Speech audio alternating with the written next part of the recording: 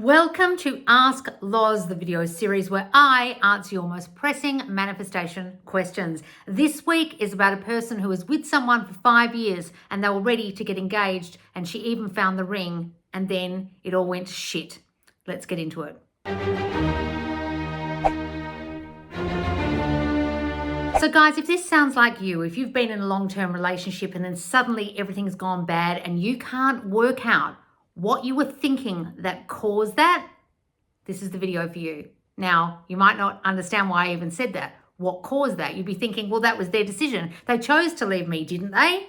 If you've watched me for long enough, and if you've ever read Neville Goddard or any of the other law of assumption mystics, you'll understand that you are the only cause of your reality. Your concept of you and your concept of everyone else in your life and your concept of life and relationships causes those relationships to be the way they are. And eventually your relationships will have a pattern sometimes that turn out the same. And that's because of you. You're the common denominator.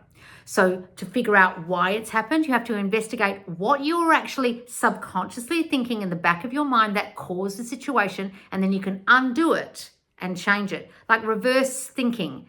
What was I thinking? Oh, I've got to not think that shit anymore.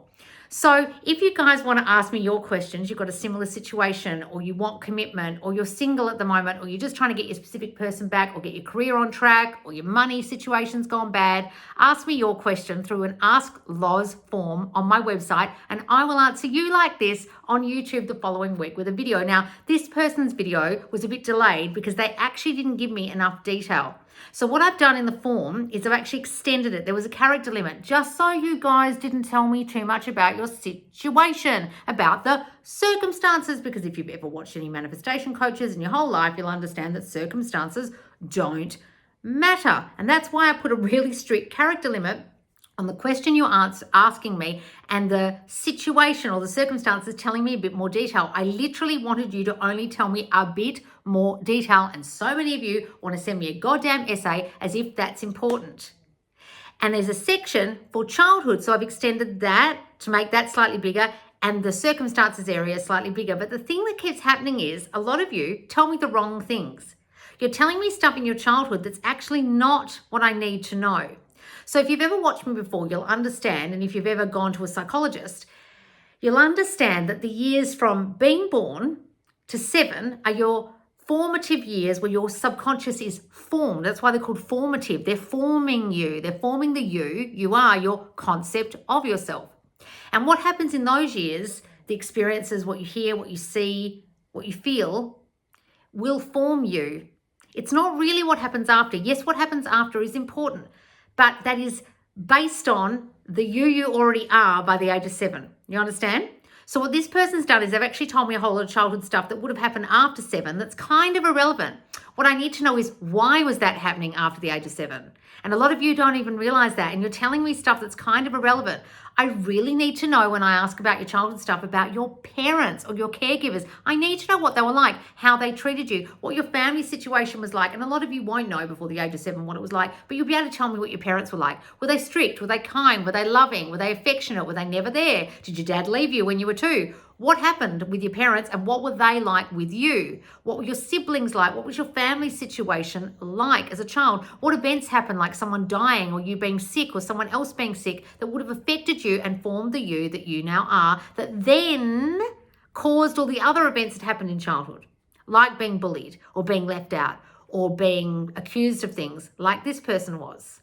So I actually needed to know slightly more detail about her actual childhood before all this happened, but she's told me a lot of stuff and she gave me extra detail because her form wasn't detailed enough. So I actually asked for a bit more information. So the question is, how do I get my SP back? We were together for 5 years and have a house. I am the love of his life. I know I caused this with my insecurities. So the good thing is, at least she's understood that she is the only cause. So let's just go to the bit more detail that she wrote me. My partner and I have been together 5 years and he recently moved out. Our relationship began wonderfully. However, in our 7 months, we had quite a few curveballs. My partner got frustrated, quit his job. We looked for an engagement ring and both ended up picking the same ring. We had picked a wedding date, so felt elated at that time. After that, his father got diagnosed with cancer, which made my partner internalize all his feelings After that, my partner was forced to sell a home that he had with his ex's parents. Now, this is the interesting bit. During this time, I was doing what I can to ensure my partner was comfortable and that I was there. We'll get back to this bit in a minute. However, his mother, who was dealing with an ill husband, told him to go travel and live his life on his own, even though he had a serious partner. That was her. And we had just bought a house. Throughout the years, I have been called his ex's name numerous times. His mother always came first. Let's put a highlight on that bit. And then he started to look at other girls. Just remember what I said was important. He accused me of cheating with a close friend of mine, which was not true. We argued on that, and now he's moved out for about a month. Last year, I was cleaning out a closet and a ring box fell out from under one of his sweaters, which made me so happy, but I felt he got scared a few weeks later, I found him with another girl on a bike ride. I felt he got scared. Let's highlight that bit.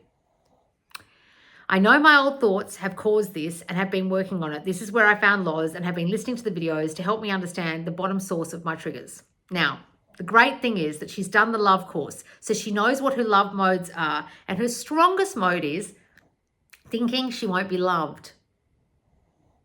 Now, we've got to figure out where that comes from. And there are things she's doing to ensure she's loved, and she's also assuming she won't be, or that she won't be prioritized, which is kind of the same thing. If you love me, you prioritize me. If you love me, you'd put me first, ahead of your job, ahead of your issues, ahead of your mother, ahead of traveling around the world, ahead of what you want. But unfortunately, what this person's doing is putting his needs before her own. So did you hear where I said, let's highlight this bit, to ensure that my partner was comfortable and that I was there? Now, as a chronic overgiver and people pleaser, I can understand why a person would be like that when a person's going through a tough time. When your man's down and out, you want to be there for them. But I know that I personally, as a counselor on the internet, have fallen into counselor mode with my SPs. I've been the one they come to. I've been the soft place to land. I've been the shoulder to cry on, even about their ex-wives and their ex-girlfriends. When you don't even want to hear about it, but you're sitting there listening and you take it and you listen. And then you feel less and less prioritized and less special and less like this is about you and this is about them. But you do it anyway because you're trying to give and you're trying to please in order to be what? Loved and wanted and prioritized and enough. And sometimes you don't realize that's why you're doing that, but that is why you're doing it. And the other thing is she's got a real dominant assumption that other people are going to be ahead of her on the totem pole of importance. Even the mother is put first. So if you're ever in a situation where you think the mother-in-law is put first, you've got a really dominant story that you're not prioritized. Now you've got to figure out where that comes from. Now it could come from having a lot of siblings and being the youngest and not being put first because others were above you. They were louder, got more attention. Let's look into her childhood. Old story, blah, blah, blah, came from an immigrant family. She didn't tell me what kind of immigrant family. So that's kind of important, like what country you're now where you came from, because that kind of tells me a lot. But anyway, and the youngest of three. Interesting. So she's the youngest. I was the only girl. So she was already different and in an immigrant situation seen as she had to act differently as opposed to the way the boys would act. My parents have been supportive since a young age with my crazy ideas, even though in their country or old school ways, it's not something a girl would do, play basketball, etc. Be bold and confident. Anytime I put my mind to it, I excelled. I was bullied when I was young and my cousin always got her way and bossed me around. So she was in a dominant situation where she was dominated by someone else and she was passive or submissive or not prioritized, okay? When we used to play, I thought to myself, someone would win at the game. She would always say, no, you must have done something to win, and that was that. Or if we're playing with a doll, she would get bad, and my uncle would say, just give it to her, it's okay. So other people would get their way, or other people would dominate her even in childhood, okay? I know you're a good girl and you can play with it next time. I had a couple of friends, and when I did well in school and passed certain classes, they would say, how did you pass that class? I didn't. Well, you didn't help me study. You must have cheated. So she also wasn't believed. Or they got caught drinking at our school and I didn't. And then she got in trouble. She got blamed. She got caught. Why would that guy like you? He'll like me better. Let him choose and see what happens. So I know that my self-concept has gone up and down because of that. Well, it's actually not because of that. So what this person isn't realizing is what caused her to be like that, to be in a situation where she wasn't prioritized by friends, not believed by friends, blamed for things and put down and put less than, and other people were above her. So can you see the pattern here? In her relationship, her SP's needs when he was going through issues were more important than hers. With her friendship, the friends were more important. When she would do well, she wasn't believed, so she was put down. She's always below everyone. Even when she tries to excel, she's pushed back down again. Now, what I need to work out is why that's happening. What in her makes her think that she's less than or that she can't excel? Now, it could just be the simple story of being from an immigrant family and watching the boys excel and she's not really meant to. So she constantly had to try and prove herself that she was as good as the boys, okay? Or even just in her culture, she wasn't believed to be good enough. So she had to keep proving herself, something like that. Or it could just be that she never felt good enough. In some way, maybe the parents were strict or critical and she isn't seeing it as strict or critical, but they were comparatively, okay? Or maybe what the parents said goes. It was a very strict household and therefore she wasn't the priority or all the brothers were the priorities. Something going on here with priorities and feeling less than. And it could just simply be because she was a girl in an immigrant family and the youngest. It could just be that simple. But can you see that that's playing out in her relationship? And what's then happened is she's become such low status that her needs aren't met, what she wants doesn't matter, and then other people are put above her, even other girls. And then she starts to suspect other girls, think she's scared, and then other girls come along. So she's literally manifested a third-party situation just with thinking he was scared or thinking he didn't want commitment or thinking he was going to listen to his mum or thinking he was going to pull away, and then he did. You understand? There's also a dominant story, it seems here, that she's not going to get her own way or she's not going to get what she wants or things are going to go wrong. And that could be that things went wrong in her childhood. So she's got a dominant story that any minute now this is going to go wrong. I'm elated, it's going great, but something might go wrong. And she's looking for evidence that it might go wrong or she might be wrong. And she really needs to use my sleep tape that I just bought out today about you're always right. You don't need to fix anything. You're enough as you are. So if you're having that problem, really use that sleep tape. But what I would like this person to recognize is that they're constantly putting others ahead of themselves, people pleasing and overgiving, and being below and less than. And that's the problem here. The guy wants to marry, I don't want to say the princess, but the person who's got status, the person they look up to, the person they admire, the person they want to show off. And they don't want to marry the person who constantly puts themselves down or becomes less than and is constantly giving and people pleasing. That is kind of a mothering energy. And she's not doing it on purpose to be a mother to him, but she's just being kind and loving and caring in her own way, in her loving way. And I know I fall into that too, okay? But sometimes what happens when you do that, you completely lose your status in a relationship and you kind of become motherly. And you become less than. Their needs are important. Your needs are important. What's going on with you is more important than me. And I'm not saying demand what you want. I'm just saying bring yourself up in your own estimation and prioritize your own needs first, because she isn't.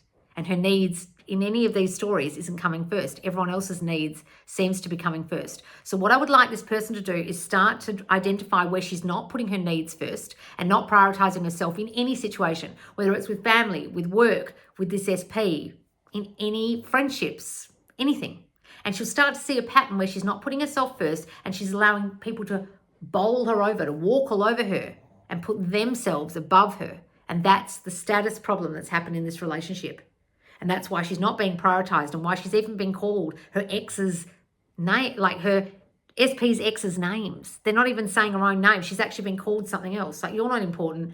This girl that he was with before is important. I remember her name, not yours. By accident, I'm calling you something else. You're less than. You're less priority. Even the ex is prioritized in the mother's mind. You understand? So this girl really needs to say things like, I am always prioritized. I'm always put first. I put myself first and everyone else puts me first. They always listen to me. They always listen to my needs and they always meet my needs. I know they're going to love me no matter what I do, no matter what I say. And I put myself first and they still love me. I express my feelings and they still love me.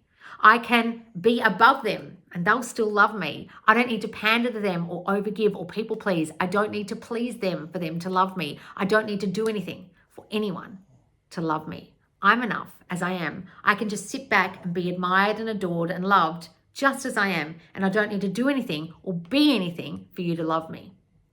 That's what this person needs to work on. And then she needs to imagine her and her SP together and him prioritizing her and putting her first and the family putting her first and calling her by her name, and imagine the wedding and imagine the mother-in-law being elated on the wedding day that they're together.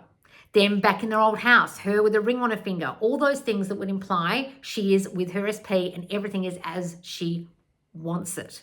That's what she needs to do. But to understand that in her own mind and to really believe it, she's going to need to believe it first, that would even happen by prioritizing herself in her own mind and imagining she is prioritized and she doesn't overgive and she doesn't people please and she has status now and she's put first because she's lovable and enough. Does that make sense? So darling, I hope those affirmations will help you. So please do use the mode that was most prominent for you in the love mode affirmations at the end of my course, Worthy AF for Love. So guys, when you do Worthy AF for Love, there's an assessment, a love mode assessment, and this person worked out what their love mode was, and there's affirmations that are the complete opposite of the statements that rung true for you in that assessment, and they will actually help you overnight if you use them as sleep tapes or you affirm them during the day to change your dominant thinking about yourself that's causing you not to be loved or prioritized or put first or abandoned. That person needs to use those tapes and use those affirmations in that mode that they identified was high for them in the assessment also. So if you want to get my Worthy as Fuck for Love course, Worthy AF for Love, that will also help you too, as well as getting your question answered by me or simply listening to my sleep tapes and watching any more of my long form content. All right, guys, if you want to ask your question of me, you can fill out an Ask Loz form on my website, okay? Or there's Worthy AF for Love, and I hope to see you next time. See you guys.